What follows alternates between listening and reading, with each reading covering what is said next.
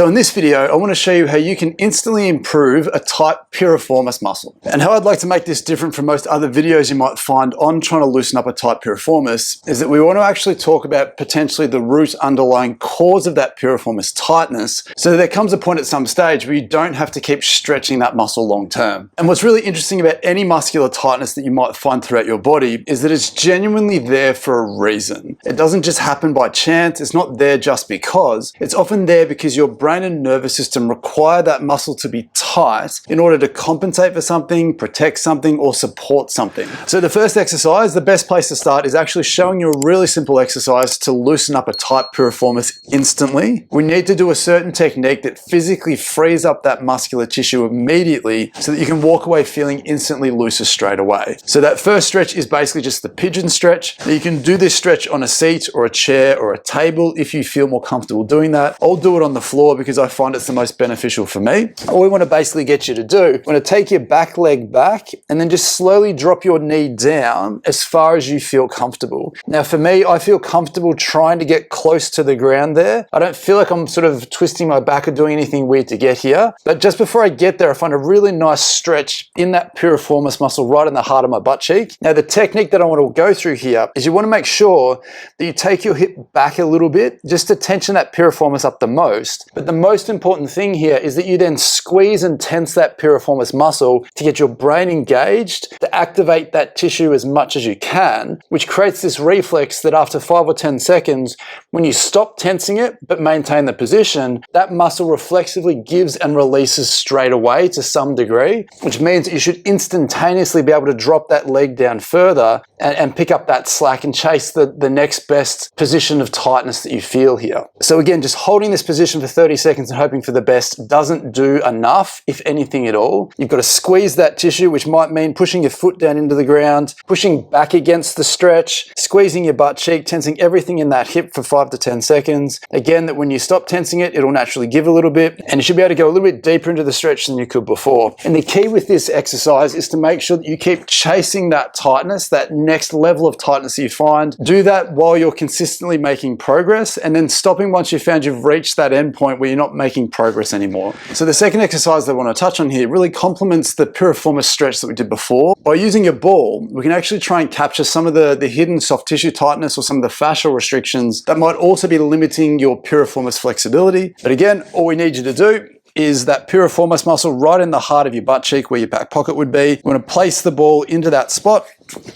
We want to basically get you to lie down on top of that ball and then shifting your body weight across so that you feel like it's really pushing up into that sort of tight tissue. All you need to do here is to make this specific to you is we need to make sure you move the ball around until you find something that feels really tight, potentially tender. We want to get you to stay here. Once you've found that tight spot, what we can get you to do is same thing as we did before. If you can squeeze the soft tissue, squeeze that piriformis, squeeze your butt cheek, push your foot down into the ground for 5 to 10 seconds. Again, get that brain involved, tense that muscle up so that when you relax, it'll give, it'll soften, it'll feel a little less tender, you'll feel like the ball sinks in a little bit further. And the more we can keep repeating this process, the same thing will happen where when you relax, it'll give, it'll feel less tender, and it'll feel more mobile almost instantly. And then the other thing that we can do on top of this is we can start to incorporate some movement into this to again, to really try and shear free any of the soft tissue restrictions that might be limiting that piriformis function.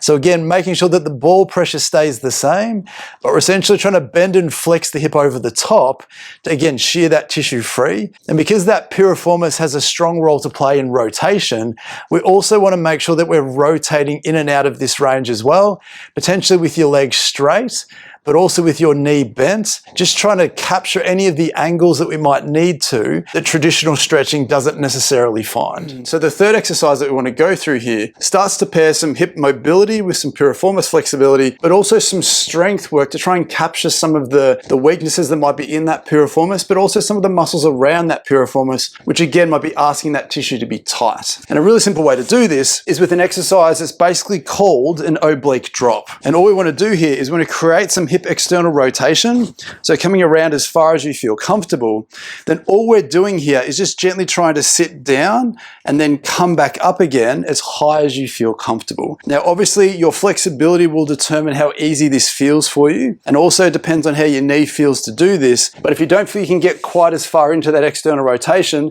that's okay.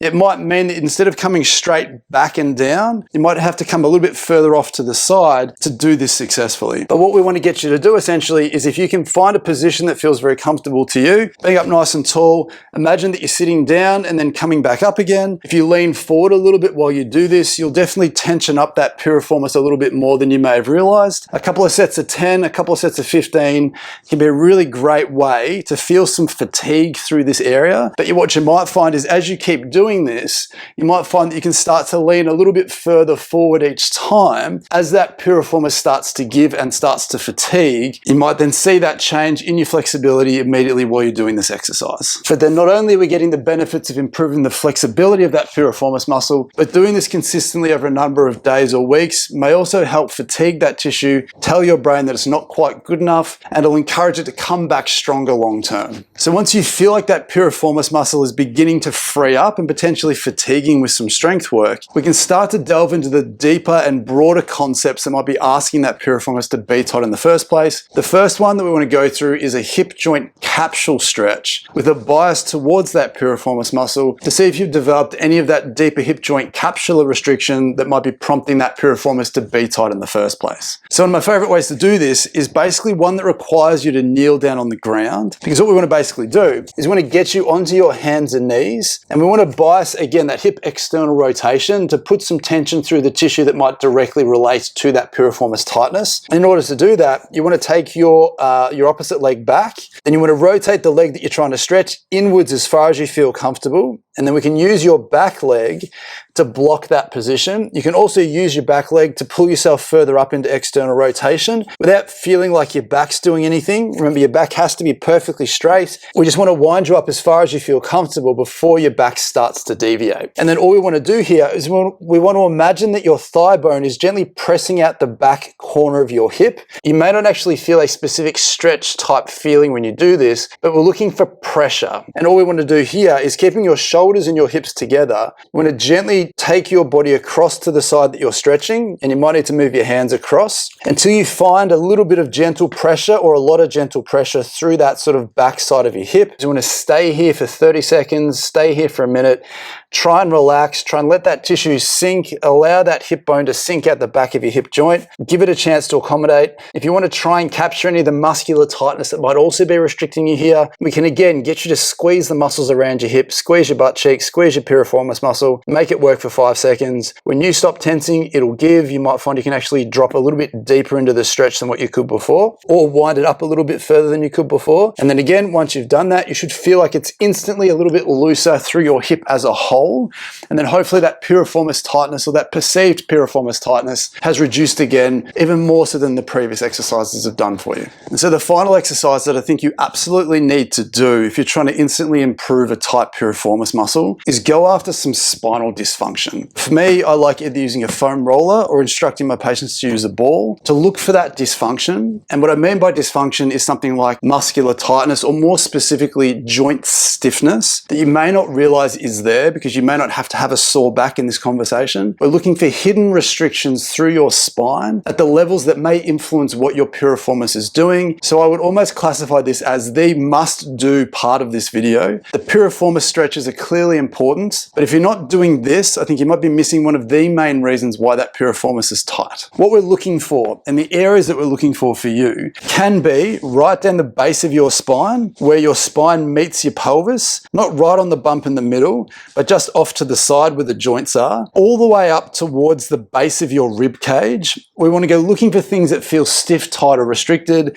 They may be tender, they may not be. Again, you may not be in pain through your back to prompt you to look here, but we're looking for that hidden stiffness. So if you start right down the bottom, and then again, I want you to lie down on the ball and just gently let the ball press in. What we're looking for again is that sense of tightness, stiffness, restriction, how easy the ball sinks in. And if you're not sure what that feels like, again, if you compare it to the same spot on the other side, one side should feel like the ball sinks in easier. One side might be a little bit more tender, and that's okay. But what we're really looking for is where the hardness, the tightness, the restrictions might be. All I want you to do is keep that constant pressure here. We want to give the ball a chance to sink through some of the muscular tightness that might be there. It can trigger point those muscles, but we're really trying to influence, again, the deeper joint stiffness in your back, those facet joints. Stay here for 30 seconds, a minute, whatever feels comfortable for you. Once you've had enough of that spot, then move it up a fraction, go hunting for the next spot. Keep working your way up until you reach all the way up towards the base of your rib cage. Make sure that you're not missing anything here as well. It might feel a lot higher than you'd expect. We just want to make sure we're not missing any stiffness or tightness that could be contributing to why that piriformis has become tight itself. Again, once you've had enough of this,